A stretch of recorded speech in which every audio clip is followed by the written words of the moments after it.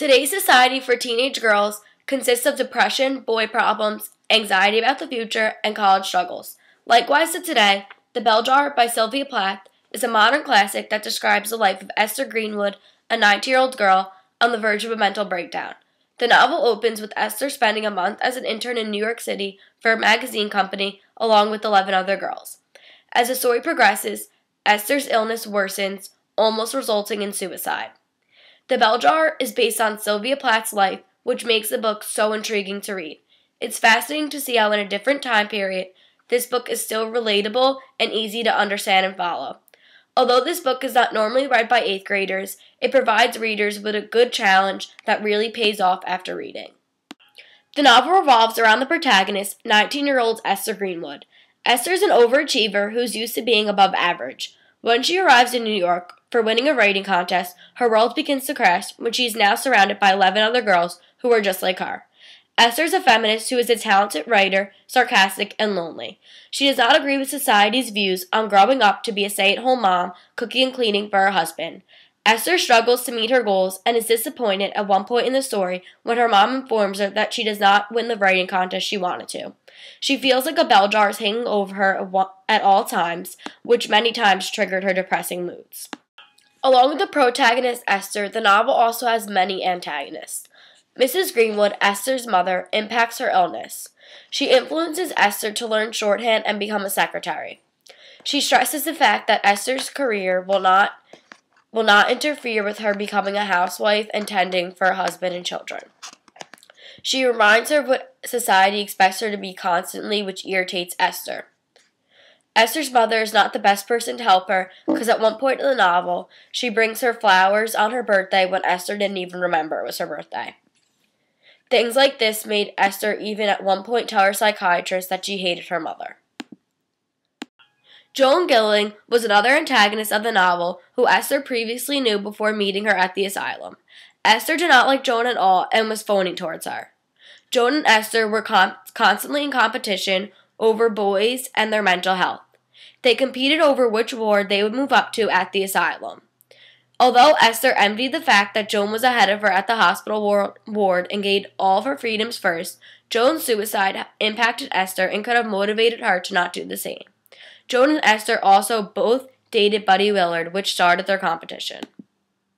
On the other hand, Buddy Willard was an average boy at the time. He was good-looking, becoming a medical student, had a great family, and went to church. Esther thought Buddy was a hypocrite, especially because he had an affair with the waitress one summer while seeing Esther. Buddy believed that women should be doing the cooking and cleaning, like his mother did, and did not support the fact that Esther wanted to be a writer. At one point in the story, he even compared poems to dust. Buddy was diagnosed with TB and asked Esther to marry her, but Esther declined. Buddy and Esther did not have the same views on women's roles. Esther's mental illness is the foundation of this novel. All of the conflicts in the story are all associated and related back to her illness. Her mental and psychological state is triggered by many events in her life. Esther admits to being happy up until she was 9 when her father died. Once she interned in New York and did not fully fulfill her expectations, her life started changing for the worse. Once she was rejected from a writing contest that she planned on winning, Esther fell into depression to the point where she did not sleep for 21 days, or change her clothes, or even wash her hair. Esther is fighting with her inner demons within her mind and only starts to find relief when she met Dr. Nolan, her psychiatrist that listened to her and gave her the proper electroshock therapy. Esther only mentioned loving Dr. Nolan, who acted more like a mother to her. The Bell Jar is written in chronological order and has many flashbacks throughout the novel. Chronological order benefits this novel because it shows Esther regressing and progressing as the story moves forward. For example, in the beginning of the novel, Esther describes herself in New York as feeling very still and empty, like the eye of a tornado. Right here, you can see that Esther's life is moving downhill. As the story progresses, Esther gets noticeably worse and at one point tries to kill herself using a bathrobe strap and taking 50 sleeping pills. Flashbacks are also very useful to the story's plot. Many times, Esther flashes back to instances with men that she had in her lifetime. For example, Esther flashes back to the time when her and Buddy Willard saw a baby being born. She was disgusted at the sight and especially at the fact that the women were giving medication to forget their pain so they would then have another baby. This shows Esther's feminist views and how she did not want to be a housewife with a husband and children. I think these flashbacks are important to the story because they really help you understand Esther and what she's feeling and her views on women in society at this time. Chronological order and flashback help you understand the novel better and really help the story's plot.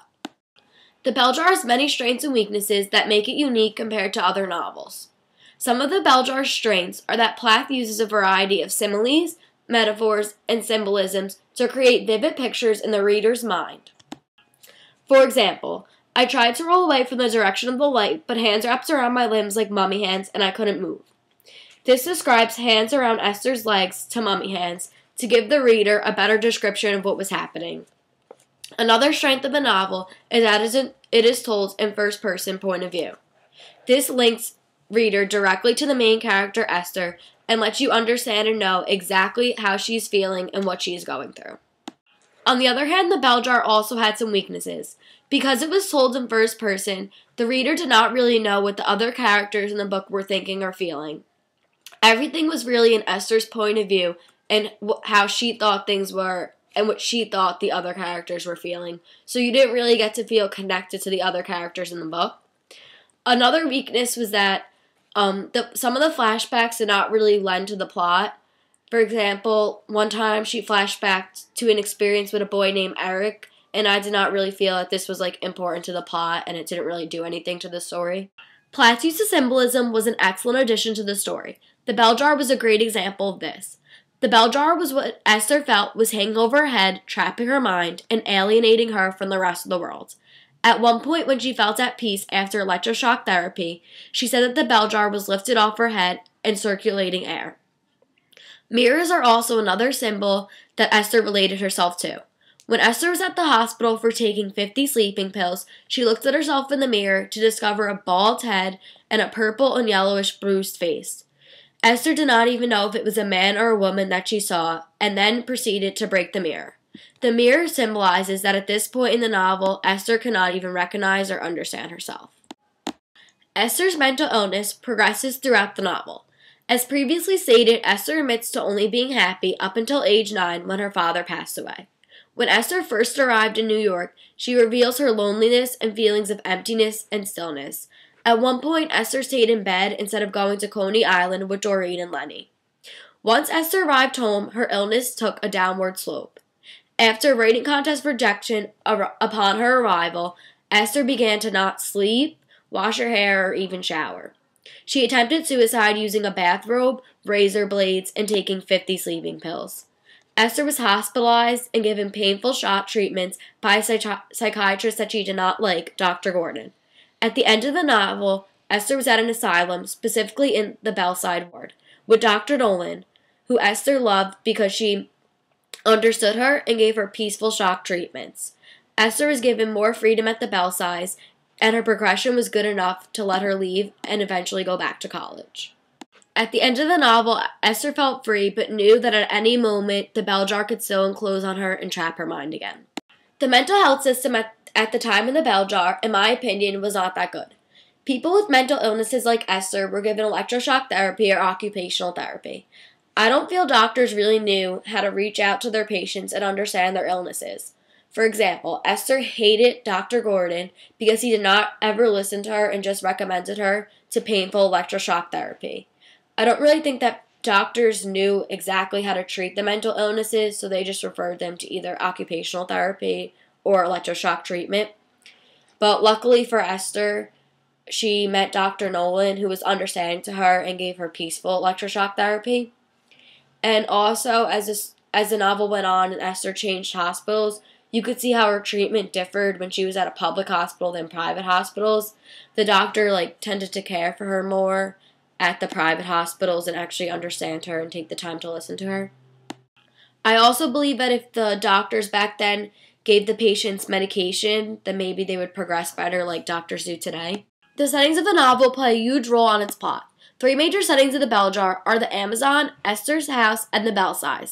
The Amazon was the hotel Esther lived in that introduced her loneliness, stillness, and marked the beginning of her mental breakdown. For example, Esther broke down in a photo shoot when thinking about her future, and there were times at the Amazon where she didn't even want to get out of bed. After the Amazon, Esther went back to her home in Massachusetts, which was the climax of her mental breakdown. Here is where she showed that she just did not want to live anymore and attempted suicide many times. Lastly, the Belsize is what marked Esther's progress. Here she interacted with Joan and gained personal freedoms like going for walks and going into town. The Belsize is where Esther lifts the bell jar off of her. These settings play an important role in showing Esther's progression throughout her mental illness as the story continues. In the 1930s, women were caretakers. They were known as housewives, tending for their children and cooking and cleaning for their husbands. For example, Esther resented the fact that Dodo Conway had 6 children and was always outside with them. She hated watching them from her window. Sylvia Plath was trying to say that she wanted to have a career and did not want to fulfill the life of an everyday housewife of this time. She had problems with realizing that she could be a housewife with a career as well. For example, many times throughout the story, Esther compared her future to a fig tree. She wondered which branches of life she would take: having a family with a husband or being a career woman. In my opinion, I think that Esther is ready to leave the hospital. After moving up to the highest ward in the asylum, with the most freedoms, the Belsize, Esther was progressing with shock treatments. When Esther found out that Joan committed suicide, I think that this motivated her to slip out of her own depression. I also think that her relationship with Dr. Nolan helped her heal. She said that Dr. Nolan understood her and that she really loved her. Dr. Nolan gave her peaceful shock treatments that really helped Esther heal. Therefore, I think that she was ready to leave the hospital and go back to college. I think that The Bell Jar was an excellent novel. It's definitely not a typical novel read in 8th grade, which I think is what makes it so memorable. I believe this novel was well written, and although it started off slow, as soon as Esther arrived home, I could not stop reading it. I couldn't wait to see what was going to happen next to her. It fascinated me, especially because it mirrored Sylvia Plath's life. It's mind-boggling to see that someone actually went through these experiences that were described so vividly throughout the book. I would definitely recommend this book to other 8th graders who are interested and looking for a great challenge. Ultimately, I really enjoyed the book The Bell Jar. Its depth and detail really made me reach high and exceed my normal expectations. I did not think before reading that I would ever be able to read and understand a college-level book. After reading this book, I felt like I really understood Esther Greenwood and especially liked that it was written in the first person. I would definitely recommend this book to anyone looking for a great challenge.